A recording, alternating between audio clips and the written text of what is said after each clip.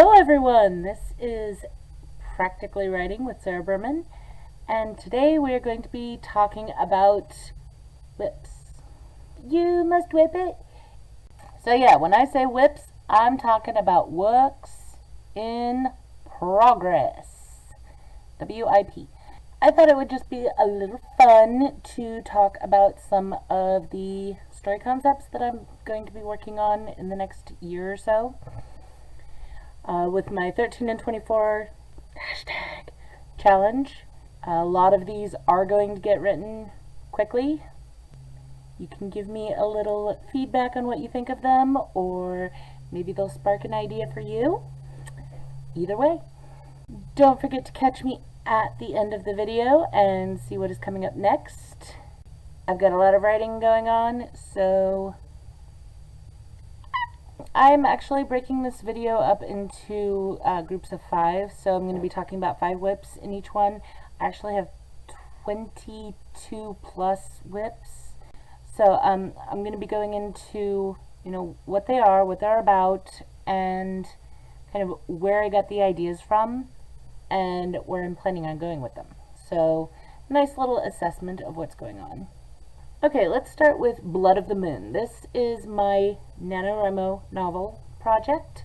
It is book 4 of the Runespells series, and it is about, the continuing saga of Nicola and finding the Runespells.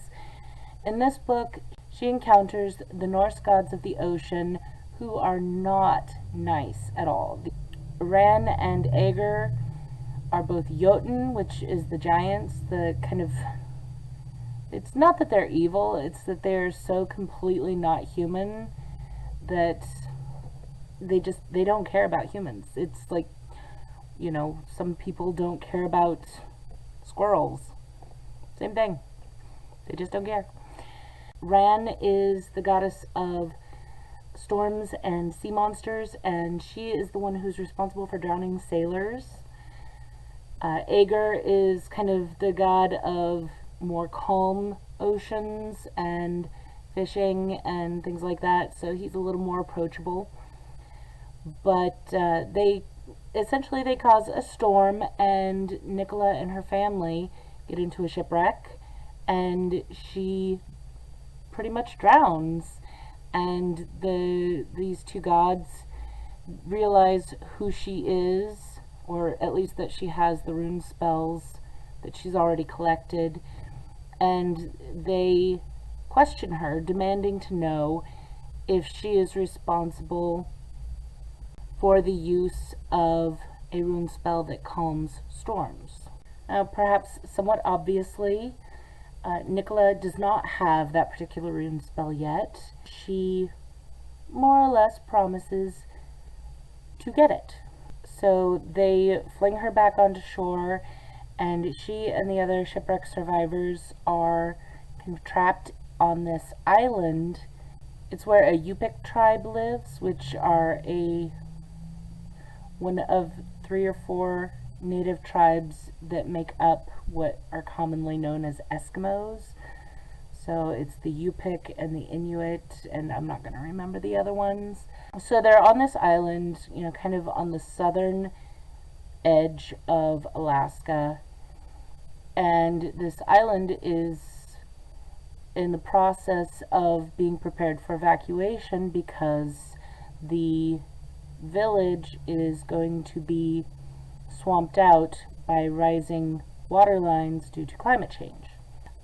In this village, along with the survivors of the ship, are a group of missionaries who are attempting to prepare these native peoples. The book is going to go into some colonialism concepts and some, cultural clashing concepts, and it's going to really mess with Nicola because one of the lessons that she's going to have to learn is what she can and cannot do to help people. Sometimes a problem is too big and too systemic even with the power of the gods and magic to fix. She has to learn kind of where that line is. She's also going to be working with the conflict that she has with her family, and that will lead into the next book, which is the Children's Crusade. Nicola's not going to be happy with that book at all. But so that's where that came from. Is essentially with all of the rune spells books, I took my inspiration from what the rune spells were, which are outlined in the Havamol. These, the text that I used to describe the rune spells is actually a kind of my own modern interpretation of what is written in the Havamol. It's an interpretation of interpretation because I don't read Old Norse, but there is a basis in historical text. This is actually going to be the first rune spells novel where I truly tackle the interaction with another culture, so I'm kind of nervous about it. I did a lot of research even prepping for this, and it's going to take a lot of research over the course of writing the book in order to really get this where I'm happy with it. So that's The Blood of the Moon, Rune Spells Book 4. My next whip is Threadreader, which is the first novel in the Magus Chronicles. I say novel because I did write a short story, A Time and a Place, that is kind of a prequel to the Magus Chronicles. Essentially, the Magus Chronicles is kind of a steampunk, mage punk, urban fantasy mashup where the characters they're all descended from Fae. Not, they don't have pointy ears or anything like that. They do tend to have, brilliantly colored hair or really shockingly striking looks, but nothing that's, they might be considered exceptionally beautiful or charismatic, but they aren't really noticeable as anything other than people.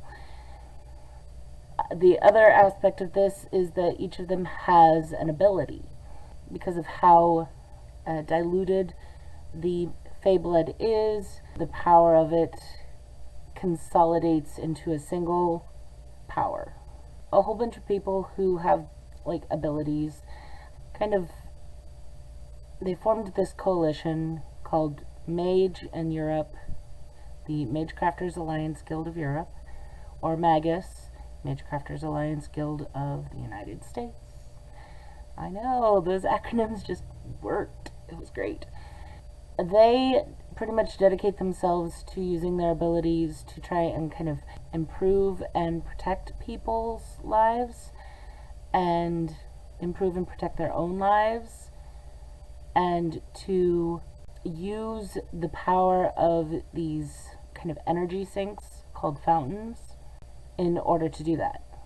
The interesting thing is that these energy sinks have to be bonded to a family line. In order to steal a fountain, the bad guys who want to use the fountains for kind of selfish purposes, they have to slaughter an entire family in order to do that. So obviously, bad guys, because, who would do that? Bad guys. So that's what the world kind of is. And Threadreader is about a girl named Heidi who finds out that she's one of these magecrafters, specifically a Threadreader, which can detect the entire timeline of a person, place, or thing.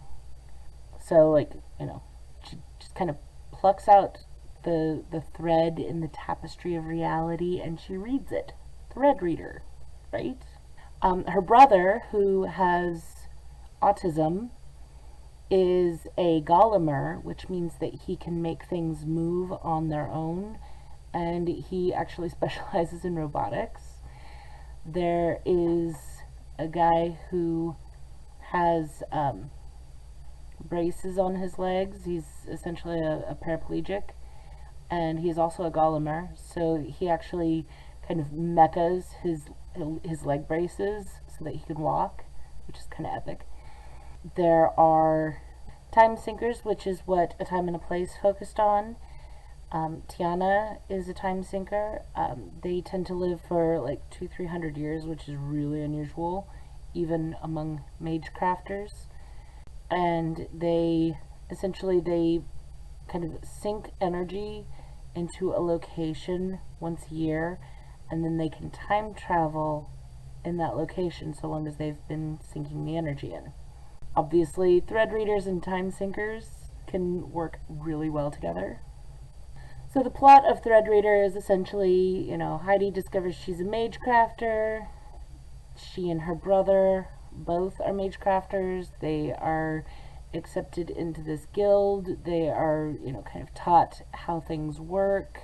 And just as they're getting comfortable, the family of some of their new friends gets murdered and their fountain is taken over. And in order to stop that from happening, time travel, Heidi has to work with Tiana. Obviously, the Magus Chronicles is meant to be a series, so there will be future episodes or books that focus on different people that you will meet throughout the books. Kind of a secondary character from the first book is going to be the primary character for the next book, etc., etc. Kind of focusing on different characters and different powers and things like that. Could be fun. One of the books that is not included in the 13 and 24 challenge is a kind of a young adult romancy thing, I know, called The Second Princess. And it actually was a story concept that I developed from a dream that I had. So the idea is that there is a series of princesses that are born. And the first one is meant to be queen, and the second one is meant to be the main advisor, etc., etc., etc. So on down the line. And when a certain age is reached, then there is a magic crystal that glows, and they have a turning of the full moon to complete a ritual in which each princess is matched up with her future husband. Tasia is the second born princess, and she decides that this whole thing is a load of crap, and she researches how to break this curse and sets off. Essentially, the crystal glows, and she takes off to break this curse. And so it's kind of an adventure of her learning more about what is going on with this whole spell, what it means for her, what it means for her kingdom. So it's kind of there's a lot of lessons of responsibility that are going into it. It's a fantasy adventure, sort of just a lighthearted romp. Plus, princesses in disguise. Okay, the fourth whip is the Crystal Wise. This is actually one that I've been working on for quite some time. It's kind of been one of those projects that, I work on it for a little bit and then it goes on the back burner. Then I work on it for a little bit and it goes onto the back burner. So, it's not that it's not a well-developed idea. It's not even that it's not an interesting idea. It's just never been the one that I was working on. So I put it in my 13 and 24 challenge to make sure it finally gets done. This is also one that actually came from a dream. The Crystal Wise is about a kind of a subset of humans who have developed this mutation. What it is they're able to become crystalline. And the ability and mood that they are in determines the color of crystal that they become. Clear crystal is the most common. Black crystal is protective. It's obsidian. So I have like this whole list of all of the colors. They're commonly referred to as glass people, and they are actually hunted down and murdered. They're just kind of refugees within their own world. They're all hidden. They're just trucking right along, and then one of the corporations on Earth decides to do some drilling on the moon with the help of the government military, because they believe that they could find some super rare mineral or something. But essentially, stuff went wrong, and they miscalculated some drilling and some explosives, etc., and they ended up literally cracking the moon into 3 equal pieces, more or less equal. And the force of the explosion is, kind of pushing the pieces of the moon apart. The gravity is kind of slowing that down, so it's all kind of happening in slow motion kind of thing. They're doing calculations. They're trying to figure out how to fix this, because without the moon, the gravitational pull of the moon stabilizes the electromagnetic lines that go through the Earth, and so there's like a lot of problems with that. There's like I have quite a bit of science in there. Yeah, it does stretch really hard. This is sci fantasy. I mean, come on. But I tried to keep it as much of a basis in reality as possible. So they're trying to figure out how to fix this whole moon issue. One of the people that they hire on as a consultant is a girl named Cassie, who is actually crystal-wise. Her brother is one of the military personnel in charge of the project. She's trying to figure out how to fix this problem with these people, while at the same time making sure that she stays hidden, with her abilities. And oh, by the way, she kind of fell for this other guy who came in to consult. So, there's that added tension. They simply don't have the resources to fix this physically. But the Crystal Wise are telekinetic. So, and they can, join their minds together to increase their power, etc. Cassie ends up suggesting that the Crystal Wise be given kind of a minority status and a protected status for exposing themselves in order to fix the moon. So it talks a lot about discrimination and the stereotypes and the problems that come from discriminating against an entire group of people simply because they're different. The last book that I'm going to talk about today is a paranormal thriller. It is not part of the 13 and 24 challenge, but I am going to be working on it sometime after that. It's tentatively called Woke, because I like ironic titles. This one is essentially it's a cryosleep concept. So you have a company that runs cryosleep chambers, and this company goes out of business. What happens when a company goes out of business and they're essentially responsible for keeping people alive in cryosleep? Well, in this case, the people are woken up. They come out of their cryosleep. They're not supposed to be, woken up. But the reason that they were actually still there is because the people who were supposed to get them out of cryosleep, or, do whatever the reason that they were in cryosleep for, whether it's, their family died out or, something, but they had essentially been abandoned to the cryosleep.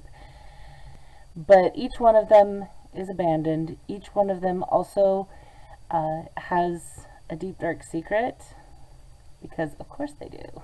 Everybody has a deep, dark secret. The problem is all of them were left in cryo sleep for much longer than the recommended time. The reason that's a problem is because the company was hiding, the cryosleep company was hiding the fact that extended cryosleep actually changes your brain chemistry and changes your neurons and can lead to the development of what we would call psychic abilities. So again, kind of a sci-fantasy setup for that. You have a bunch of people running around trying to figure out what happened to them with secrets and people trying to shut them up and things like that. And psychic powers. So that'll be fun to work out. I do not have the plot specifically written out for that, but I think it's going to be a fun idea to work with. So those are 5 of my works in progress. I hope you have enjoyed hearing about them. If you have any questions about how I develop these stories, how I come up with new ideas, if you want to hear more about any of these, leave them in the comments below. I will be happy to answer those questions. I love hearing what people think about my story concepts because, I mean, if a lot of people are like, ew, that sounds gross, or no, nobody wants to read about that, then, you know, I can back burner that because I got plenty. 22 works in progress, and that's not counting anything past the 2nd book of the Magus Chronicles or the 5th book of the Runespell series. And that's a lot. I mean, if it takes about 2 months to get a story out and ready to publish, that's years worth of writing that I have.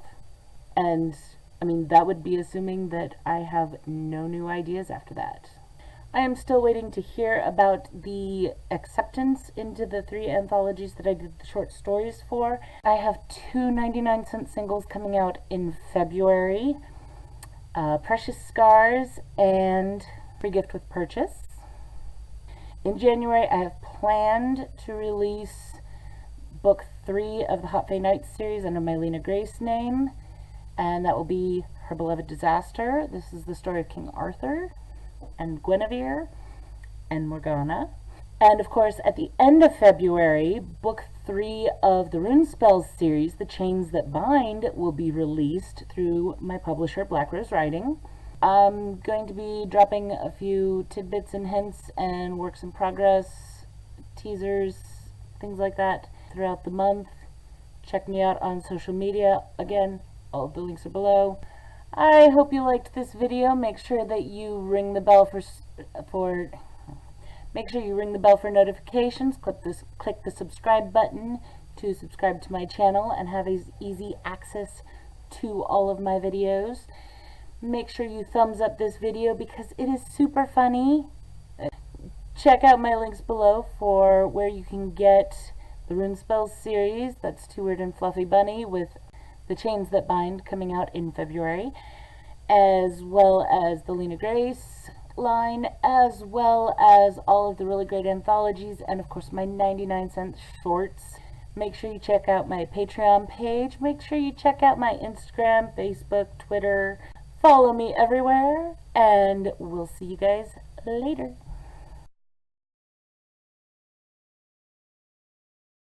Putting out books every 2 months. That would be insane. If a problem comes along, you must whip it. If an idea comes along, you must whip it.